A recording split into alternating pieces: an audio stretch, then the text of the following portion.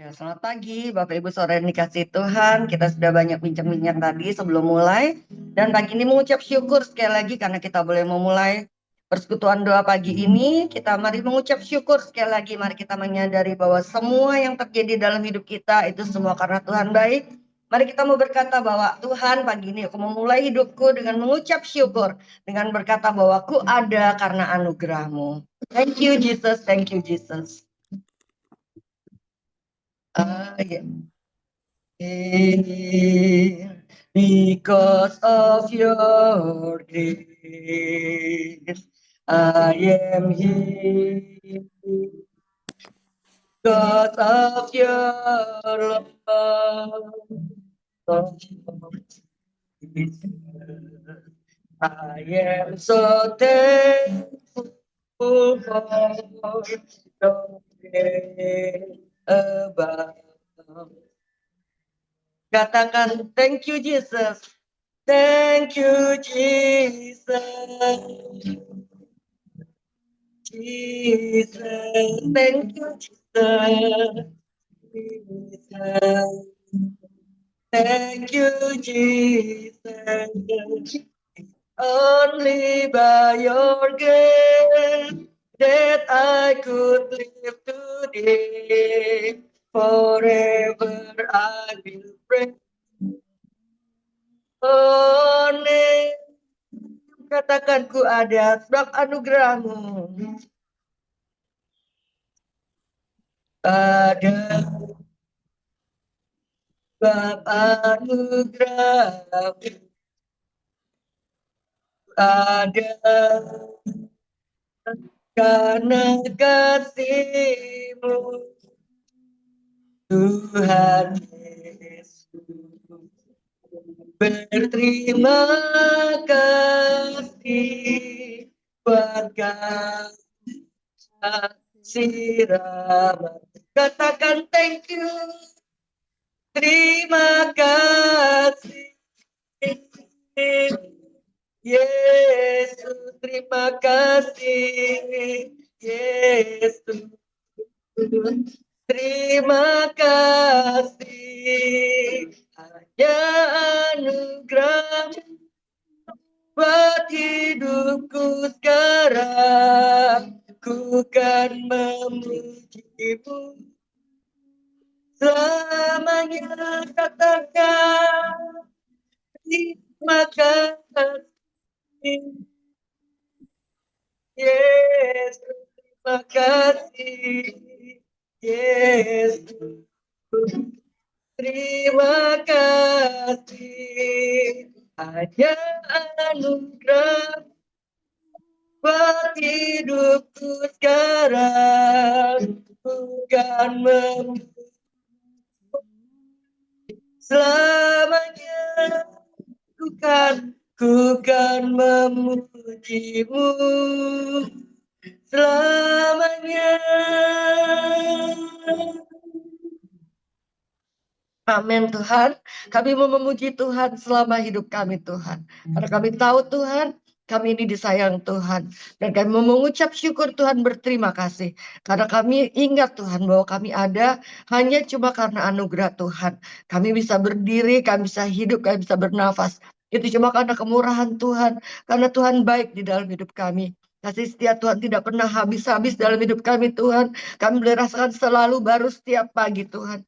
Sungguh Tuhan, kami mengucap syukur Tuhan. Karena kami tahu Tuhan, kami boleh mengandalkan Engkau Tuhan yang hidup dalam hidup kami Tuhan. Maka dari itu Tuhan, pagi ini Tuhan, sebelum kami memulai kegiatan kami ingin datang kepadamu terlebih dahulu Bapa.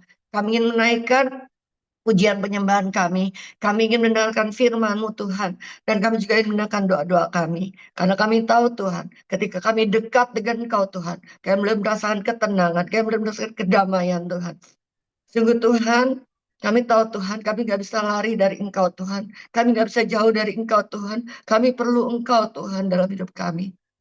Bapak Surgawi, saat ini Tuhan, kami mengundang Engkau hadir di tempat ini Tuhan. Dimanapun kami berada Tuhan. Kiranya Engkau yang boleh memberkati setiap kami. Menyucikan dan menguduskan kami. Melayakkan kami Tuhan. Sehingga pagi ini apa yang kami kerjakan boleh membuat hati Tuhan senang.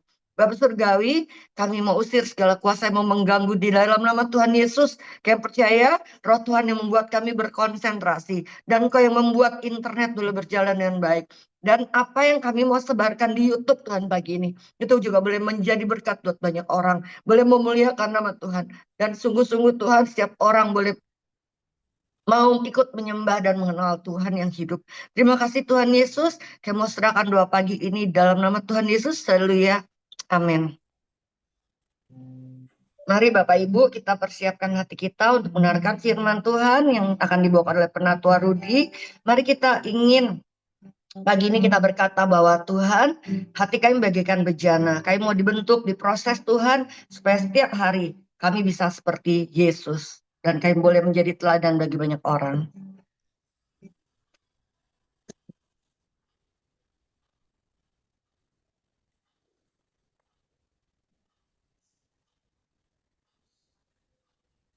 Bagaikan bejana siap dibentuk demikian hidup di tangan dengan apa kuasa dibalut selalu jadikan Allah dalam rumah inilah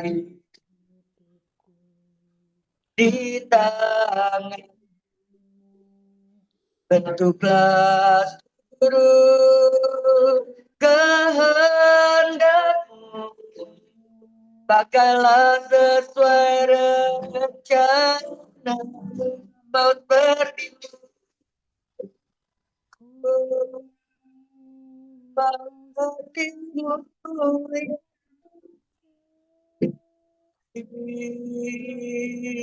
sempurnakan selalu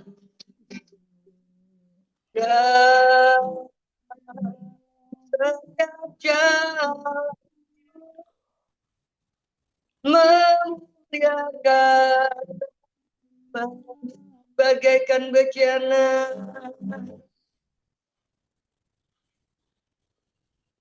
bagaikan bejana siap dibentuk dan hidupku di tangan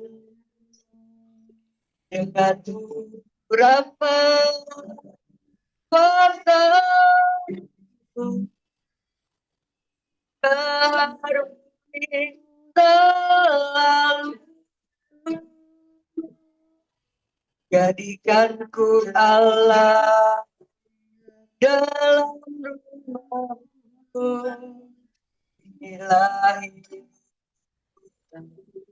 di tangan bentuklah seluruh kehendakku pakailah sesuai rencana ku mau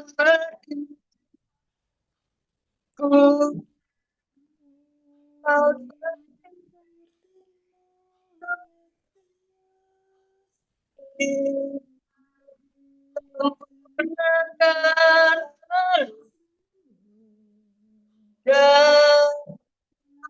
dalam setiap jalanku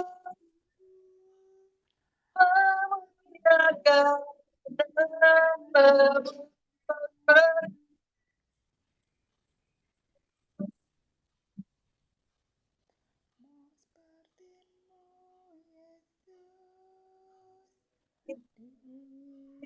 Sempurnakan dan setiap jalanku memuliakan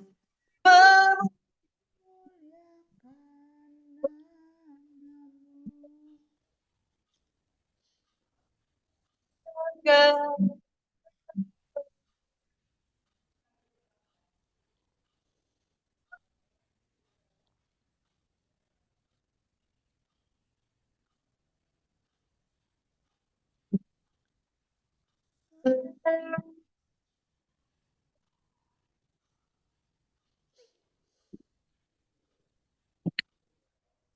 kita berdoa. Seperti lagu ini Tuhan, biarlah kami yang rindu senantiasa menjadi seperti-Mu Yesus. Karena kami adalah rekan-rekan sekerja Allah, biarlah kami boleh melekat dan kami boleh memiliki hidup yang sepadan dengan Tuhan, yang boleh meneladani Tuhan. Sehingga melalui kehidupan kami, nama Tuhan semakin dipermuliakan. Terima kasih Bapak.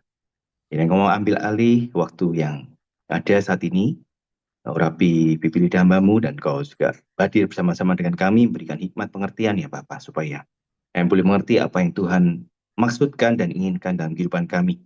Sehingga kehidupan kami tidak menjadi kehidupan yang biasa-biasa saja, tapi boleh menjadi berkat, bukan hanya bagi orang-orang sekitar kami, tapi bagi keluarga kami, suami, istri, anak-anak kami, dan juga orang tua kami Tuhan. Dan terlebih lagi nama di dalam kehidupan kami, di sekitar kami. Terpujilah nama Tuhan Yesus Kristus. Kami berdoa dan bersyukur. Haleluya. Amin.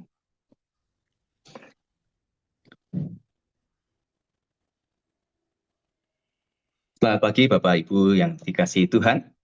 Kita pagi hari ini ingin belajar lagi ya. Kemarin hari Minggu sudah belajar tentang firman Tuhan di dalam Mazmur 127 ayat 4. Seperti anak-anak panah di tangan pahlawan, demikianlah anak muda, anak-anak pada masa muda. Kemarin kita sampai pada satu pengertian bahwa orang tua ini adalah pahlawan. Dan kita mau mempertajam pagi hari ini. Kemarin kami sempat berdiskusi gitu ya setelah mengenai tema hari Minggu kemarin dengan keluarga gitu ya. Kami melihat bahwa memang Tuhan mempercaya kita untuk melakukan pendidikan atau pendisiplinan, pembentukan bagi anak-anak kita. Dan kita adalah pahlawan, kita adalah rekan sekerja Allah. Rekan sekerja Allah yang sudah dipilih di dunia ini untuk boleh mendidik anak-anak kita. Apakah Tuhan nggak bisa mendidik anak-anak kita? Bisa. Tuhan bisa langsung memberikan pengertian, hikmat pengertian. Tapi Tuhan ingin kita di dunia ini, selama hidup kita di dunia ini, untuk menjadi rekan sekerjanya. Ya, sebagai rekan sekerja Allah, untuk melakukan bagian kita, yaitu menjadi orang tua yang dimampukan untuk mendidik dan membawa anak-anak kita, generasi yang ada di bawah kita, untuk mengenal dan memuliakannya. Ya, jadi tema pagi hari ini adalah sebagai rekan sekerja Allah dalam mendidik anak. Next.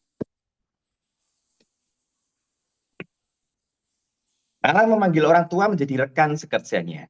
Efesus 6 ayat 4 berkata, "Hai orang tua, janganlah kamu membuat anak-anakmu menjadi marah, tetapi didiklah mereka dalam ajaran dan nasihat Tuhan." Anak adalah titipan Tuhan, bukan milik kita. Jadi kita ini dipercaya. Dan seperti kemarin kita juga diingatkan bahwa kita nggak bisa memilih siapa anak kita, ataupun kita tidak bisa memilih siapa orang tua kita. Jadi kita ada saat ini di keluarga masing-masing, itu adalah suatu rencana Tuhan yang sungguh baik dan tepat, tidak ada yang salah, tidak ada yang kurang, gitu ya. Semuanya lengkap, sempurna Tuhan berikan buat kita. Bahwa anak kita sekarang ini ada di rumah kita, hidup bersama dengan kita, ataupun orang tua kita, gitu ya. Bagaimanapun mereka, ini adalah suatu pilihan yang tepat yang Tuhan berikan dan rancangan yang sungguh baik, yang sungguh hebat. Ya. Jadi kita punya amanat yang harus kita jaga dan kita harus mengarahkan anak-anak kita bagi kemuliaannya. Ternyata juga di dalam kehidupan kita, kemarin kan kita belajar tentang anak panah. Bagaimana kita membuat anak panah itu ada prosesnya, gitu ya. Ada prosesnya dari dipilih, kemudian diluruskan, kemudian ditajamkan, ya, dihaluskan semuanya gitu. Tapi pagi ini kita mau belajar lebih praktikal lagi, lebih pada apa sih yang harus kita lakukan sebagai orang tua, gitu ya. Ternyata banyak hal yang harus kita persiapkan gitu. Kalau di sini tertulis 9 sikap gitu ya, atau hal yang harus dilakukan orang tua. Tapi saya yakin pasti tidak hanya 9, pasti bisa lebih. Dan kalau kita detailing satu-satu mungkin akan menjadi sangat banyak gitu ya, karena proses itu berlaku setiap hari dan kita harus lakukan setiap hari, dan mungkin tidak baku, tidak kaku seperti itu, tapi ada hal-hal baru yang setiap hari kita lakukan atau kita kerjakan. Mungkin ada hal-hal lain karena dengan perubahan zaman ini anak-anak dengan perubahan masa mereka saat ini pasti luar biasa gitu ya. Kita harus menanggapi itu bukan dengan sikap yang kaku, tapi kita harus lebih fleksibel. Kita mulai dari yang pertama ya. Next, membangun relasi dengan Tuhan. Membangun relasi dengan Tuhan, pasti kita sebagai orang percaya yang dipercaya menjadi rekan kerja Allah, kita harus melekat dulu dengan orang yang dipercaya, yang mempercayai kita gitu ya. Sebagai Allah, sebagai Tuhan, kita sebagai orang-orang yang dipercaya untuk melakukan tugas di bumi ini, kita tentunya harus dekat dengan orang yang memberikan kita kepercayaan, yaitu Tuhan kita gitu ya. Tuhan kita harus bagaimana untuk bisa menjadi dekat. Tentunya orang tua harus melekat dulu dengan Tuhan ya. Orang tua yang ingin menuntun anak ke Tuhan harus berjalan dengan dekatnya terlebih dulu, dengan dekat dengannya lebih dulu gitu. Jadi kita nggak bisa, oh kita dipercaya terus kita melakukan pendidikan dengan cara kita sendiri, dengan pengertian kita sendiri, tapi kita harus mendasarkannya semua kembali pada firman Tuhan. Kita harus rajin membaca firman, kita harus diperlengkapi. Firman Tuhan itu adalah Injil ya. Kalau Injil itu, firman Tuhan itu harus kita alami, harus kita hidupi, baru kita bisa bagikan. Kalau kita tidak mengalami firman Tuhan, kita hanya membaca tanpa punya pengalaman pribadi dengan Tuhan melalui firman-Nya, ataupun kita menghidupi firman itu dalam kehidupan kita, bagaimana kita bisa membagikan itu atau menyatakan itu bagi anak-anak kita gitu ya. Jadi seperti komitmen pemuritan aja. Jadi kita harus menghidupi Tuhan ini setiap hari, setiap waktu dalam kehidupan kita, baik dalam keluarga, pekerjaan maupun di dalam segala hal yang kita jalani. Ya, kita harus berpegang pada firman. Kita juga harus berdoa. Ya, berdoa setiap waktu, mengajarkan anak kita bagaimana sih kalau kita sedang menjalani kehidupan kita, tidak hanya dalam waktu susah. Tentunya berdoa itu juga dilakukan, bahkan dalam kondisi kita baik-baik saja, kita harus bersyukur kepada Tuhan. Dan itu memperlihatkan kepada anak kita bagaimana sih hidup kita, bahwa kita ini hidup karena anugerah, kita ini hidup karena kemurahan Tuhan, bukan karena hasil usaha kita. Jadi kita tidak punya waktu untuk menjadi sombong, tapi kita dalam berdoa bersyukur ini kita boleh belajar untuk menyadari bahwa apapun yang kita terima, apapun yang kita punya, itu semua karena anugerah, karena kemurahan Tuhan. Dan kita bersyukur melalui doa-doa kita. Dan kita memberikan keteladanan. Dalam kehidupan kita, pasti kita juga melakukan hal-hal, kadang kita miss ya, namanya manusia tidak sempurna. Melakukan kesalahan, melakukan hal-hal yang buruk, mungkin mengecewakan dan menyakiti hati anak kita. Nah, kita belajar untuk merendahkan hati, walaupun kita orang tua, zaman sekarang apalagi ya. Kalau dulu, zaman dulu mungkin beda. Zaman saya kecil juga tidak ditekankan, tapi dengan perubahan zaman, dengan kerentanan generasi sekarang begitu ya, kita harus punya waktu lebih, kita harus fleksibel, kita harus lebih lemah lembut, rendah hati di dalam mendidik anak-anak kita. Kalau kita harus minta maaf, ya kita minta maaf. Kalau kita harus mengakui kesalahan kita harus mengakui kesalahan kita. Karena itu sebetulnya bukan suatu aib, tapi itu boleh membuat kita menyadari bahwa kita pun terbatas, kita tidak sempurna, dan kita butuh Tuhan untuk menjalani kehidupan kita dan melakukan peran kita sebagai rekan kerja Allah dalam mendidik anak-anak kita. Yang kedua, yang pertama tadi membangun relasi dengan Tuhan, yang kedua melihat anak sebagai titipan, bukan milik. Ini teksnya, kitabnya salah agak miss, saya akan bacakan di dalam Mazmur 127 ayat 3. Sesungguhnya anak-anak lelaki adalah milik pusaka daripada Tuhan, dan buah kandungan adalah suatu upah. Ya, anak-anak kita adalah milik pusaka daripada Tuhan, dan buah kandungan itu suatu upah. Jadi kita mendapat anak ini karena Tuhan mempercayai kita bahwa kita mampu untuk mendidik anak-anak kita. Dan itu adalah milik pusaka Tuhan yang harus kita jaga, yang harus kita pelihara, yang kita harus ayomi, kita harus juga arahkan supaya itu berguna, gitu ya. Anak punya tujuan Tuhan sendiri. Masing-masing anak pasti punya tujuan dari Tuhan. Mereka ciptakan, mereka lahir dari rahim ibunya, pasti dengan suatu tujuan untuk menjadi berkat, untuk memuliakan Tuhan. Pasti tujuannya sebagai orang-orang percaya gitu ya. Tapi eh, kita sebagai orang tua seringkali kan mendidik anak-anak kita nih dengan cara kita. Dan ini kita harus hindarkan gitu ya. Jangan memaksakan ambisi pribadi. Mungkin anggapan kita baik, oh kita punya pengalaman dulu di masa muda. Oh iya dulu mungkin orang tua tidak mengarahkan, jadi akhirnya aku seperti ini. Akhirnya kita sekarang memaksakan kehendak kita kepada anak. Oh kamu harus seperti ini, karena ini sekarang yang paling bagus.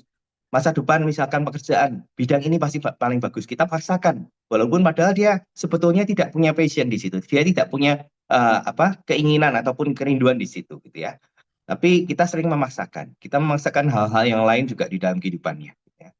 Lagi kita sebagai rekan kerja Allah, justru kita harus membantu mereka, gitu ya, menemukan panggilan mereka. Kita arahkan mereka bahwa mereka adalah ciptaan Tuhan, yang dikasihi Tuhan, yang percaya bahwa ketika Tuhan menciptakan mereka, ketika Tuhan mengizinkan mereka lahir di dunia ini, mereka Tuhan punya tujuan masing-masing. Tuhan tuh punya tujuan pribadi atas setiap masing-masing anak. Dan saya yakin itu ada keunikan dari karakter mereka. Masing-masing, tidak ada anak yang sama. Ya, dua anak yang dua anak kami juga begitu ya.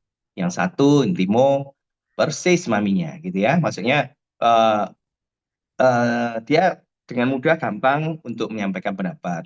Dia mudah berdiskusi, lebih eh, gampang bergaul ke sana kemari. Kalau yang satunya ikut papinya, gitu ya, diem gitu ya. Jadi kami masing-masing harus belajar. Treatmentnya berbeda bagi mereka berdua.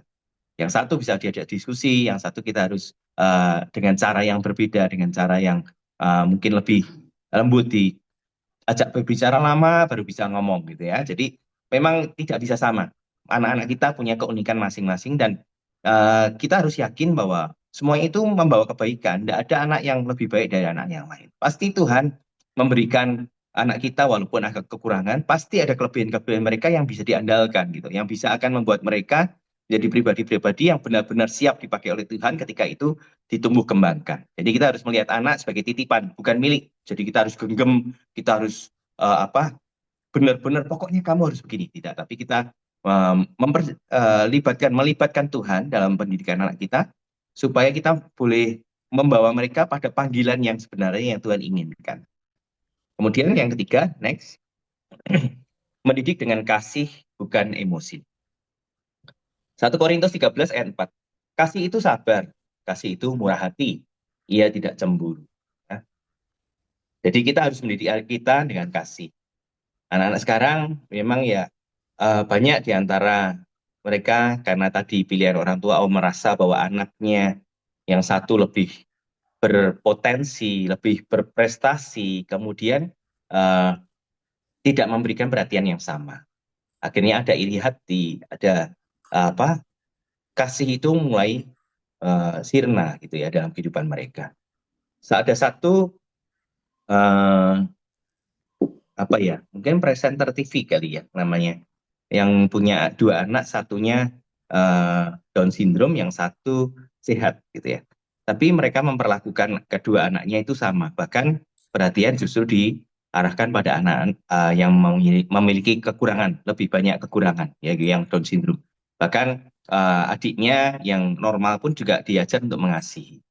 Jadi memang kita harus belajar bisa membedakan mana sih yang harus kita prioritaskan, mana yang harus kita berikan perhatian lebih. Firman Tuhan berkata bahwa anggota tubuh yang tidak elok ini justru yang kita harus perhatikan, yang harus kita jaga gitu ya. Maksudnya demikian juga ada kekurangan-kekurangan dalam keluarga kita pasti, karena kita manusia di bumi ini tidak ada yang sempurna, dan kita butuh eh, menutupi, melindungi orang-orang ataupun anggota-anggota kita yang kurang, dan kita juga bersama-sama membentuk mereka menjadi pribadi yang semakin kuat walaupun di dalam kekurangan mereka. Jadi kasih ini tegas ya, tapi tidak kasar. Ada ketegasan ketika menegur, ketika melakukan didikan, tapi tidak kasar berkata-kata yang tidak baik atau mengeluarkan kata-kata dengan keteriakan gitu ya. Kemudian kasih ini mengarahkan, bukan menghancurkan. Kalau kita mendidik anak akhirnya membuat hati mereka terluka, hati mereka mengalami kepahitan, itu bukan kasih ya. Jadi kita harus mengarahkan mereka bukan untuk menghancurkan. Dan mengoreksi tanpa merendahkan. Ini nggak gampang juga ya, mengoreksi tanpa merendahkan. Biasanya orang cenderung sebagai orang-orang di dunia ini yang penuh, yang memang hidup di dalam dosa gitu ya. Cenderung kita lebih pada menghakimi, bukan mengoreksi gitu ya. Jadi marilah kita belajar mendidik anak kita dengan kasih, bukan dengan emosi. Next.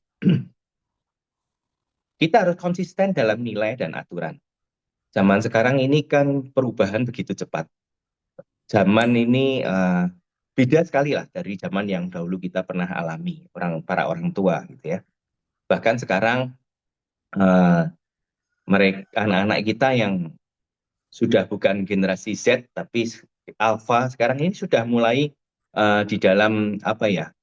Ada di dalam lingkungan sekitar kita. Mereka sudah mulai remaja gitu ya. Sudah mulai bergaul dengan kita, sudah mulai bisa berkumpul dengan kita. Dan tentunya kita juga harus punya apa aturan yang jelas buat mereka gitu ya. Kita mungkin punya anak yang satu Gen Z, yang satu Alpha, itu juga jelas jauh berbeda gitu ya. Mereka adalah anak-anak yang hidup di dalam zaman yang serba mudah sekarang, serba instan gitu ya. Jadi kita harus punya nilai-nilai yang jelas. Anak itu butuh kejelasan. Kalau hari ini boleh, besok jangan dilarang, atau kalau eh, kadang dilarang, kadang boleh. Jadi anak jadi bingung gitu ya. Karena kita nggak punya aturan yang jelas. Ya, kita harus bisa memberikan, kalau zaman sekarang eh, kita harus bisa memberikan alasan yang jelas. Kalau dulu kan orang tua atau papi saya dulu sering bilang begini, kalau udah pokoknya nggak boleh pergi, udah titik, tidak ada penjelasan apapun. Tapi sekarang tidak bisa seperti itu. Ketika kita melarang anak-anak kita, kita harus berani atau bisa memberikan alasan yang jelas. Kenapa nggak boleh pergi? Alasannya apa? Misalkan kita takut, khawatir. Kenapa harus khawatir? Kan ada Tuhan, gitu kan? Sama-sama gitu. Jadi kita harus punya hikmat dari Tuhan untuk bisa menetapkan aturan-aturan, mendisiplin anak kita, supaya kita juga tidak istilahnya menjadi orang yang bolak-balik di dalam berbicara atau tidak konsisten dalam memberikan aturan dan nilai di dalam kehidupan keluarga kita. Nanti anak jadi bingung. Dan ketika mereka bingung nih, mereka kan punya kesempatan waktu banyak di luar. Justru itu yang harus kita perhatikan supaya jangan sampai dunia ini mendidik mereka dalam kebingungan mereka gitu. Tapi kita harus sebagai orang tua, sebagai keluarga, sebagai orang-orang yang dipercaya Tuhan untuk sebagai rekan kerjanya untuk mendidik anak kita harus konsisten menciptakan rasa aman dan membangun karakter mereka sehingga mereka lebih senang pulang ke rumah daripada mereka ada di jalan, sehingga apapun mereka senang berkumpul dengan teman-temannya tanpa arah begitu ya. Kita harus punya konsistensi di dalam melakukan dan memberikan aturan, dalam memberikan nilai dan aturan. Next, yang kelima, menjadi teladan atau role model. Ya, jadi anak belajar dari apa yang mereka lihat setiap hari. Kalau anak ingin jujur, kita harus jujur, gitu ya. Kita kan sudah sering mendengar, gitu kan. Kita pengen anak kita jujur, tapi kita membuat mereka menjadi kadang-kadang karena alasan kita, karena ketidak nyamanan kita mengizinkan mereka untuk bersikap tidak jujur, gitu atau bohong. Kalau ingin anak kita takut akan Tuhan, maka kita pun harus memberikan teladan yang sama. Bahwa kita menjadi orang-orang yang takut akan Tuhan. Takut dalam kebenaran, bukan takut Tuhan marah, tapi takut menyakiti hatinya. Karena memang Tuhan begitu kasih kepada kita. Jadi kita menjadi teladan. Ketika kita mau anak kita baca firman, ya kita harus baca firman. Ketika kita ingin anak kita rajin berdoa, maka kita pun harus berdoa. Dalam segala situasi, mereka akan melihat kita. Ketika kita mengalami masalah, kalau mereka anak-anak yang sudah mulai dewasa, ya, remaja, pemuda gitu ya, sudah dewasa, mereka akan melihat, oke, bagaimana sih nih papi mami atau ayah ibu ini mengatasi masalah ataupun mengalami tekanan. Bagaimana mereka menghadapi itu? Apakah mereka terus lari dari Tuhan, bahkan marah-marah sama Tuhan, atau mereka malah tunduk sujud berdoa di hadapan Tuhan, gitu ya. Jadi kita harus menjadi teladan atau role model yang jelas, yang memberikan punya nilai-nilai tadi yang konsisten juga ya. Selanjutnya nomor 6, membangun hubungan bukan hanya aturan. Jadi kita punya satu poin bahwa kita harus memberikan aturan yang jelas atau konsisten, gitu ya. Nilai-nilai yang jelas, konsisten. Tapi dalam membangun hubungan, ya tapi kita harus membangun hubungan juga, bukan hanya membuat aturan, gitu ya. Membuat aturan, walaupun itu konsisten, tapi kalau kita hanya bikin aturan terus gitu ya, anak-anak juga mungkin jadi jengah gitu, jadi bosan, jadi merasa terkekang dengan hidupnya. Tapi ada hal lain, kita harus membangun hubungan dengan mereka. Dengarkan cerita anak, ya. Anak bercerita ini memang mungkin kita punya sibukan ya, kita sibuk dengan bekerja dari pagi sampai malam, bahkan sampai tengah malam. Jadi kita tidak punya waktu. Tapi alangkah baiknya kalau kita bisa mendengarkan atau punya waktu berbicara dengan mereka, mendengarkan cerita mereka. Kadang mereka karena kita sibuk, mereka pun mau cerita pun mungkin agak eh, nggak enak ketika mengganggu waktu kita. Ya. Jadi ada cerita tentang seorang anak yang bertanya kepada orang tuanya, ayah, ayah bekerja berapa? 1 jam dibayar berapa? Gitu ya. Jadi ayah ini kerap tanya mana, kenapa anak gitu ya. Maksudnya, kenapa kok tiba-tiba bertanya seperti itu? Gitu. Kemudian anak ini diam saja, pokoknya ayah, saya ingin tahu ayah dibayar berapa 1 jam. Akhirnya ayahnya menjawab, oh, misalkan kita jual 200.000.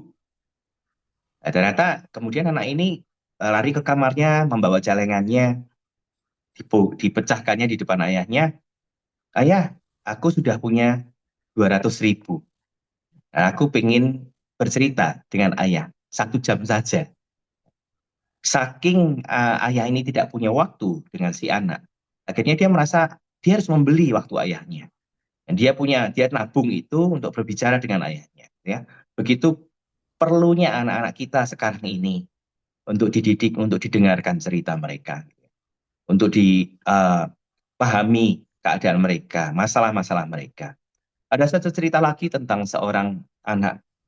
Anaknya anak perempuan sudah cukup dewasa. Eh, dia sudah lepas atau sudah dewasa, dia sudah mandiri. Tapi ternyata dia punya hubungan dengan eh, om-om ya, sugar daddy gitu ya.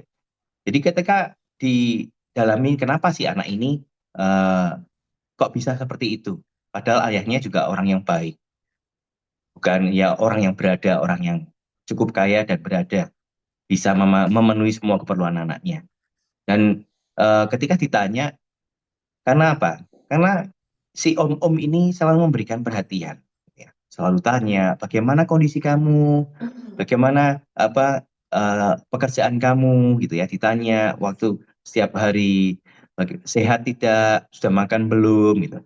Ternyata perhatian-perhatian seperti itu tidak pernah didapatkannya di rumah. Gitu. Jadi ketika ada orang yang memperhatikan di luar, ya dengan mudah dia merasa bahwa oh ini orang yang mengasihi saya, orang yang punya perhatian kepada saya, gitu ya. Jadi marilah kita menjadi orang-orang tua, khususnya ketika anak-anak kita yang sudah banyak di luar, punya hubungan di luar, gitu ya. Kita nggak pernah tahu loh anak-anak kita. Eh, cerita anak-anak kita bagaimana kita nggak pernah tahu. Jangan sampai nanti ketika mereka suatu saat mengambil keputusan, itu membuat kita shock, membuat kita kaget. Karena, oh sungguh loh, aku nggak tahu loh. Ternyata anakku seperti ini. Kenapa ya? Karena kita nggak pernah mendengarkan cerita mereka. Tidak mengerti perasaan mereka. Mereka ini juga banyak tekanan sekarang seperti kemarin bahwa, oh harus sukses sebelum umur 30. Nanti ditanya sama temennya, 100 juta kamu pertama, umur berapa? Gitu ya. Jadi ternyata itu di luar sana banyak sekali. Hubungan dengan teman-teman, hubungan dengan orang-orang sekitar gitu ya. Kemudian itu membuat mereka kalau kita nggak dampingin, kita nggak berbicara dengan mereka, mereka kan punya mencari solusi sendiri. Mereka kan berusaha, oh ya ternyata mereka melakukan ini ya, oh mereka lakukan itu ya, dan itu bisa ditiru. Bahkan sesuatu yang sangat tidak baik, sangat tidak benar, hanya untuk validasi dengan teman-teman. Oh bisa loh, aku sekarang sudah bisa loh, sampai 100 juta sekian gitu ya. Maksudnya kita harus tahu, kita harus memahami anak kita, dengarkan cerita mereka, mengerti perasaan mereka, apa yang menjadi beban hidup mereka, dan hadir bagi mereka ya. Kalau anak kita sudah dekat dengan kita, pasti mereka akan lebih mudah diajak berbicara ataupun diarahkan kepada hal-hal yang Tuhan inginkan. Next, yang ketujuh, mendoakan anak secara khusus. Ini juga sering diremehkan, padahal sangat penting. Orang tua bekerja, tapi Tuhan yang mengubah hati. Kita seringkali mungkin mendoakan anak-anak kita hanya secara umum. Oh, mereka mau pergi sekolah, mereka punya mau kuliah, mereka mau bekerja, ya sudah didoakan untuk berjalan. Tapi sebetulnya kita harus berdoa secara khusus bagi mereka tentang masa depan mereka, bahwa Tuhan akan mempertemukan mereka dengan jodoh yang tepat. Mereka punya pekerjaan yang baik, mereka punya kehidupan yang bermakna, yang menjadi berkat. Kemudian mendoakan pergaulan mereka, janganlah sampai mereka punya komunitas yang akan membawa mereka semakin jauh dari Tuhan. Kita harus mengatakan itu, dan kita harus mohon kepada Tuhan spesifik detail seperti itu, karena kalau doa secara umum ya semua orang bisa lakukan, tapi kita harus tahu anak kita apa yang mereka alami, kelemahan-kelemahan mereka, kerinduan mereka, itu kita harus doakan supaya mereka merasakan bahwa orang tua mereka mendukung mereka, orang tua itu ada ketika mereka punya masalah. Akhirnya mereka pulangnya ke rumah, bukan ke tempat lain, bukan kepada orang-orang lain. Itu membangun iman dan karakter mereka juga, gitu ya. Dan kita harus tidak pernah berhenti, ya, tidak pernah berhenti mengasihi mereka, walaupun mungkin doa-doa kita belum terjawab, ya. Seperti halnya eh, tanaman, kita siram mereka, kita sirami mereka dengan sesuatu yang baik, firman Tuhan, dengan pengertian, dengan pengenalan akan Tuhan. Masalah mereka berubah atau tidak itu nanti urusan Tuhan, bukan urusan kita. Tapi yang penting kita sudah lakukan. Seperti saya sedikit cerita kecil, kalau seperti di anak-anak di Jelambar, kita sebetulnya dari siapa mereka? Kita menemui mereka sudah punya komunitas, mereka sudah punya komsel, mereka sudah ada yang bina, mereka pun sebagian sudah ada yang bergereja. Ya, tapi mereka setiap Selasa memang ingin komsel, gitu ya. Apa yang kita lakukan? Apa yang menjadi beban kita masing-masing, panggilan kita? Ya kita hanya bisa menyiram. Kita menuntut mereka, oh sudah direpotin, sudah di apa, kita sudah bersusah payah datang setiap Selasa, kita menjemput mereka setiap minggu, tidak berubah, percuma, nggak usah. Gitu. Tugas kita bukan untuk mengubah mereka, tugas kita hanya menyiram, tugas kita memberikan mereka sesuatu yang baik, membawa mereka dalam pengenalan akan Tuhan, melalui puji-pujian, melalui firman Tuhan. Selanjutnya urusan Tuhan, mereka bertumbuh, bahkan mungkin bisa jadi ada di antara mereka yang menjadi hamba Tuhan, ataupun mereka bisa menginjili teman-teman mereka, gitu kan.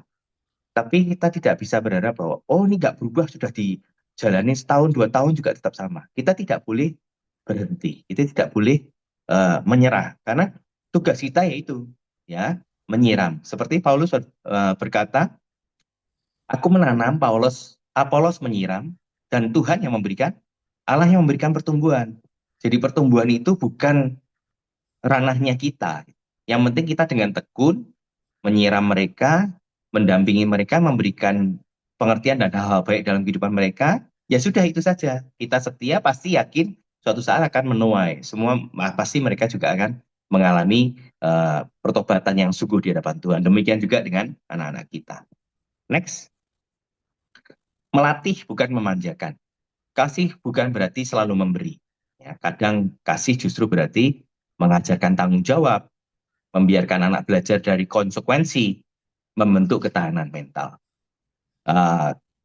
Karena mungkin kita juga mungkin seringkali masih melihat ya, ada anak yang nangis, kejar-kejar atau tantrum di mall gitu karena nggak diberikan mainan atau diberikan apa yang dia inginkan. Kemudian orang tuanya dengan karena malu akhirnya memberikan kepada anak.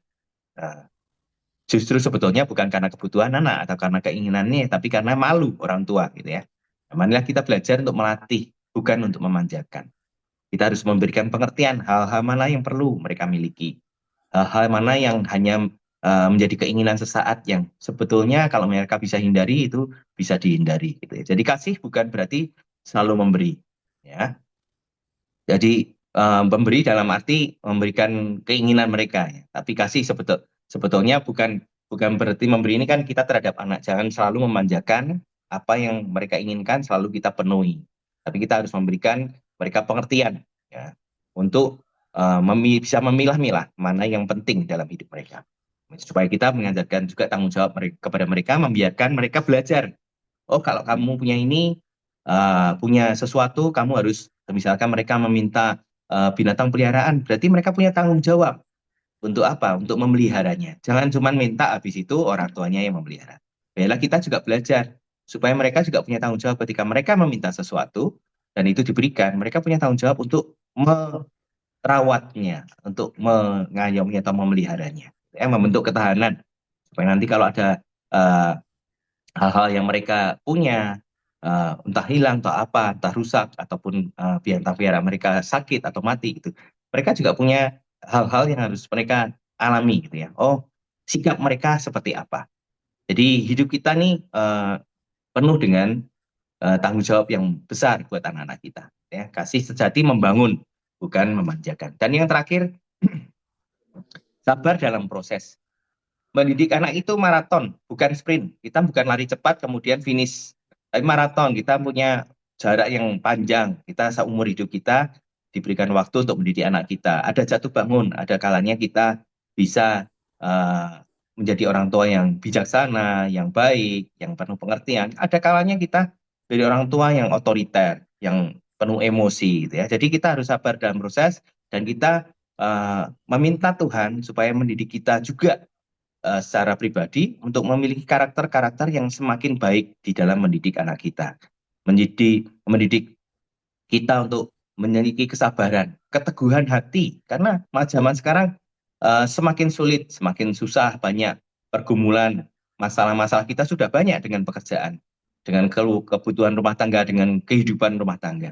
Masih ditambah dengan anak-anak kita, masalah mereka di sekolah, di kampus, di tempat pekerjaan. Gitu ya. Dan kita harus menerima mereka, kita harus mengayomi mereka. Karena jangan sampai mereka ini cari penghiburan di luar. Akhirnya ke night club, kemanapun. Begitu banyak anak-anak yang jatuh. Seperti kemarin ya, kita mungkin jadi malas-malasan. Scrolling, terus sepanjang hari. Gitu ya. Nggak ada sesuatu hal yang bermanfaat yang dilakukan. Gitu ya. Jadi kita harus menjadi orang yang dipercaya Tuhan, memiliki kesabaran dalam mendidik anak kita dan mempersilahkan Tuhan juga untuk mendidik kita. Ya, Tuhan sendiri juga dengan kesabarannya memberikan kita kesempatan yang baru untuk menjadi orang tua yang benar-benar dapat dipercaya menjadi rekan kerjanya Tuhan. Ya, di dalam Ibrani 12 ayat 6, sebab Tuhan mendidik orang yang dikasihinya kan, dan ia menyesal orang yang diakuinya sebagai anak. Jadi kalau kita hidupnya tenang, bahkan ketika kita melakukan dosa dan kesalahan pun rasanya tidak ada sesuatu, justru kita harus waspada. Apakah Tuhan ini benar-benar mengasihi kita kok kita berbuat dosa dan kesalahan, tapi Tuhan biarin saja gitu ya. Jadi kita bersyukur kalau hidup kita ini senantiasa dalam didikan Tuhan. Ketika mau berbuat apa sedikit, salah sedikit, melenceng sedikit, Tuhan sudah tegur. Bersyukurlah. Karena itulah didikan yang benar. Karena itulah menandakan kasih Tuhan itu buat kita, jangan sampai kita jatuh dalam berbagai hal. Demikian juga dengan anak kita. Sebelum anak kita jatuh, kita harus mengingatkan mereka. Kita harus sabar dalam proses mendidik mereka, mengarahkan mereka. Sebenarnya kita tetap berdoa supaya Tuhan sendiri sabar kepada kita, mendidik kita. Karena kita pun penuh dengan kekurangan dan kesalahan. Jadi ini 9 hal yang kurang lebih bisa kita dalami, tapi bukan baku bahwa cuma 9 hal ini, tapi banyak hal lain. Saya yakin bahwa Bapak Ibu semua punya pengalaman yang luar biasa, karena sebagian besar jauh lebih tua dari saya, punya pengalaman yang pasti lebih lama, dan pasti juga akan punya hal-hal yang mungkin tidak tercatat di sini ya. Tapi oh ternyata dulu saya begini. Ada trik-trik khusus, ada hal-hal sendiri yang dipahami masing-masing pribadi lepas pribadi, bahwa ada proses Tuhan yang sedang dilakukan, dan itu karena prosesnya pribadi. Jadi mungkin setiap orang juga tidak akan sama ya, karena Tuhan kita luar biasa, hebat dan begitu besar, sehingga masalah apapun Tuhan pasti akan memberikan pertolongan dan memberikan jalan keluar. Nah, yang terakhir, untuk sebagai orang tua, sebagai rekan kerja sekerja Allah, kita harus hidup dekat dengan Tuhan, selalu dekat dengan Tuhan. Dalam situasi sekarang ini, bahkan dunia yang semakin jahat ini, kita harus lebih mendekatkan diri kita kepada Tuhan melalui pembacaan firman, doa, mezbah keluarga, dan juga kehidupan pelayanan kita. Kemudian menjadi teladan, supaya kita tidak menjadi orang yang omdo katanya, jadi kita hanya ngomong, tapi kita tidak menjadi teladan dalam hidup kita. Biarlah kita juga memberikan teladan bukan hanya bagi anak-anak kita, mungkin bagi orang-orang sekitar kita, bagaimana kita bisa menjadi berkat gitu ya. Kemudian mengasihi, dan terakhir membimbing dengan tujuan ilahi. Tujuan ilahi ya, bukan tujuan kita. Jadi biarlah kita menjadi orang tua yang benar-benar memuliakan nama Tuhan dan menjadi keluarga yang walaupun tidak sempurna, tapi selalu disempurnakan Tuhan setiap hari. Memiliki perubahan yang semakin baik setiap hari, sehingga keluarga kita semakin menjadi berkat. Dan yang terakhir, bersama Allah kita bisa mendidik generasi yang berdampak bagi kerajaannya. Ya, Yosua 24 ayat 15, tetapi aku dan seisi rumahku, kami akan beribadah kepada Tuhan. Tujuan akhirnya membawa anak-anak kita kepada Tuhan. Karena Yesus adalah ujung-ujung dari segala sesuatu kehidupan kita. Dari awal ketika kita lahir sampai kita mati. Semua ujung-ujungnya hanya Yesus. Semuanya hanya Yesus. Karena apa yang kita miliki, kita akan tinggalkan di dunia, kita akan kembali kepada Tuhan kita di surga. Amin. Mari kita akan berdoa. Bapak di surga, terima kasih untuk semua berkat-Mu yang luar biasa buat kami. Sungguh kami bersyukur, kami masih dipanggil Tuhan untuk datang bersekutu. Kami boleh senantiasa diingatkan bahwa kami manusia yang tidak sempurna ya Tuhan. Dan kami butuh Tuhan, kami butuh didikan Tuhan, kami butuh teladan Tuhan. Kami hidupi untuk kami hidupi setiap hari. Kami butuh Tuhan hadir dalam kehidupan kami. Terima kasih Tuhan, tolonglah kami untuk menjadi pribadi-pribadi yang boleh senantiasa hidup menyenangkan hati Tuhan setiap hari. Jadi kami Tuhan, bentuklah kami dengan karakter kami, walaupun umur kami mungkin sudah lanjut, tapi kami percaya didikan itu, pendisiplinan itu selalu ada dalam hidup kami. Biarlah kami menjadi orang yang semakin disempurnakan di dalam Tuhan, dan hidup kami boleh menjadi teladan yang baik. Demikian supaya kami boleh menjadi rekan sekerja Allah di dalam mendidik anak-anak kami, orang-orang yang lebih muda dari kami, memberikan mereka juga pengertian, memberikan mereka contoh-contoh yang baik Tuhan dalam hidup kami, sehingga nama Tuhan dipermuliakan dan kami boleh bertumbuh bersama-sama dalam pengenalan akan Kristus. Terima kasih Bapak. Bersyukur untuk waktu yang Tuhan sudah berkati, biarlah Tuhan meteraikan, dan hikmat pengertian daripada Tuhan sendiri akan menolong kami untuk mengerti dan melakukan apa yang kami sudah dengarkan. Dan terlebih lagi Tuhan, kami boleh mengalami Injil, kami boleh menghidupinya, dan kami boleh membagikannya bagi orang-orang sekitar kami. Terpujilah nama Tuhan Yesus Kristus. Kami berdoa dan bersyukur. Haleluya. Amin.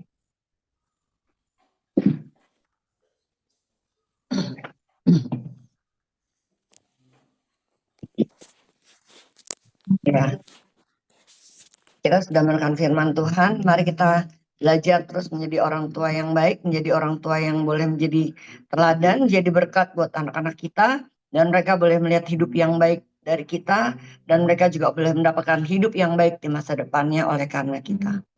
Mari kita akan melanjutkan dengan doa-doa syafaat. Sebelum kita menaikkan doa syafaat, mari kita mau berkata bahwa sampai akhir menutup mata, Ku akan tetap setia menanti janji-Mu Tuhan.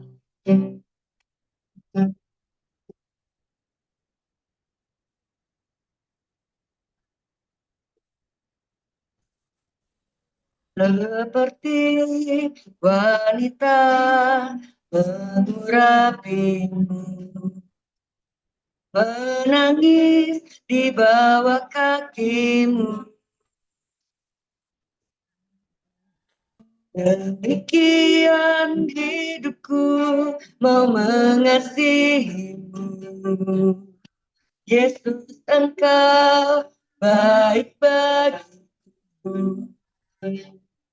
Sampai akhir ku menutup mata, ku tetap setia menanti janji-Mu. Sampai ku dapatkan mahkota kehidupanku, ku tetap setia untuk melayani-Mu. Seperti wanita mengurapimu, seperti wanita mengurapimu, menangis di bawah kaki-Mu. Demikian hidupku mau mengasihi-Mu. Yesus, Engkau baik bagi Sampai akhir ku menutup mata, ku tetap setia menanti janjimu sampai ku dapatkan mahkota kehidupanku. Ku tetap setia, ku melayanimu sampai akhir, sampai akhir. Ku menutup mata,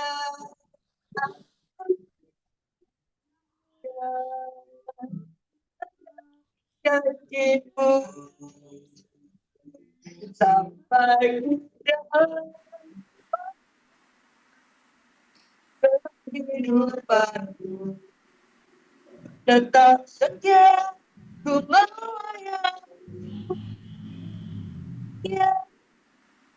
Ku tetap setia, ku tetap setia, ku tetap setia, ku tetap setia Tuhan, ku tetap setia untuk melayanimu.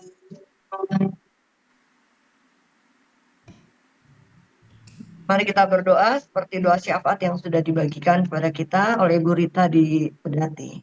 Pagi hari ini, hamba-Mu berdoa untuk seluruh jemaat GKMI Pengharapan. Dimanapun kami berada, apapun yang kami pikirkan, katakan, dan lakukan, itu semua memuliakan nama Tuhan. Biarlah apa yang kami kerjakan dibuat berhasil oleh Tuhan. Tuhan meluputkan kami daripada mara bahaya dan kecelakaan. Tuhan melindungi kami daripada orang-orang yang bermaksud jahat. Tuhan juga memproteksi kami pada kuasa-kuasa kegelapan yang ingin mengganggu kami ya Tuhan. Biarlah tuntunan berkat Tuhan ada bersama dengan kami ya Tuhan. Biarlah kami terus berjalan di dalam langkah-langkah Tuhan yang senantiasa ada bersama dengan kami. Terima kasih ya Tuhan. Di dalam namamu Yesus Kristus, Allah kami yang hidup, kami berdoa. Amin. Kita pujikan Bapa, terima kasih. Bapa, terima kasih. Bapa, terima kasih. Bapa di dalam surga, ku berterima kasih.